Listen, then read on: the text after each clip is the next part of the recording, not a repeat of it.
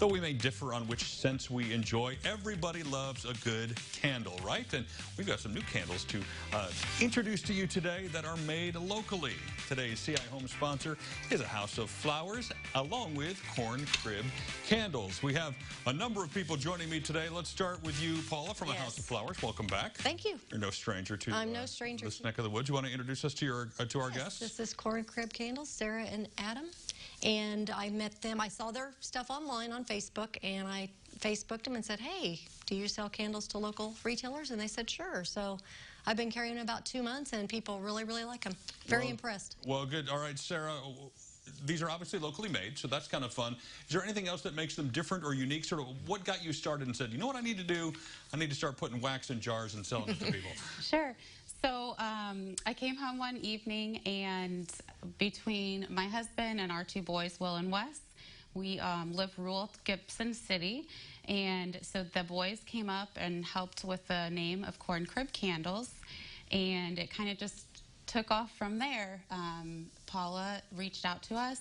We have several different retailers in the area, and we have 10 signature scents that are available all throughout the year. And then every other month, we switch to 2 different seasonal scents. Do you have a favorite, or at least tell us about 1 or 2 of them that you think are noteworthy? Our marmalade is a citrus and agave mix, and it seems to be really popular right now. Our 2 seasonal spring scents are our gold-lidded ones, and those are French lilac and spring enchantment. So how it kind of is marketed is every lid that's pewter is our signature scent, and then any gold lid is a seasonal scent. We do have some exclusive scents at our local retailers that those are just for those folks to purchase with them. Okay. You have to buy them in store then. You have to go find these retailers, and that's correct. So we do have a website, corncribcandles.com. And we're on Instagram and Facebook. Now, Adam, when she says, I've got this idea, this is what I want to do, you said... I was like, let's do it. I'm serious. You know, most people would think, yeah, she's crazy. But I was like, yeah, let's do it. Let's go all in on this. And I'm guessing this has become, it sounds like, a family business, literally, in terms of making these things and marketing them. What's your role? Are you smell tester? Well, I'm kind of the, I guess, the grunt of the operation. I mean, I get to glue wicks in jars, and then I have to pour the candles usually. She's the creative side of it. She figures out the scents and, you know, wants to know what smells best. And I don't want you to give away any tricks of the trade, but this fascinates me, how you infuse wax with smell and do so in a way that's pleasing to people when they burn the candle. Is there a trick or an art to this? I'm assuming there is. Yeah, so it's kind of a chemistry, which, you know, you have a different temperature point for each scent, and then the difference between soy is when it's poured and the temperature that you pour it at, of course.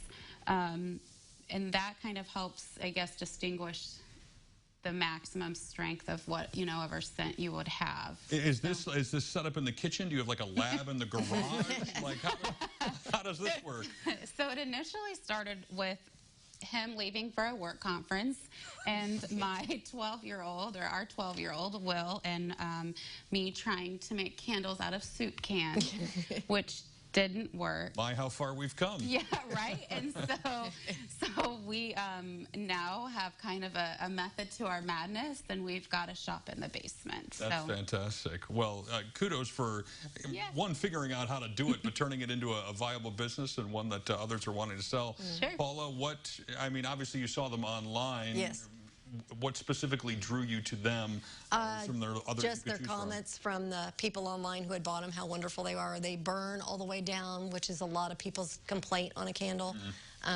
They stay smelling all the way burning down, because sometimes that happens too. So I just reach out to them, and everybody that's bought them has come back and bought again. If it doesn't keep smelling, you just have a random fire in your house. It doesn't make any sense at all. No, you don't want that. House of Flowers has something starting tomorrow. Tomorrow, we're starting to carry some beers, some Triptych and some Blind Pig, and some other ones that I can't remember. So She came in today. To a house of beers or a house of candles or anything?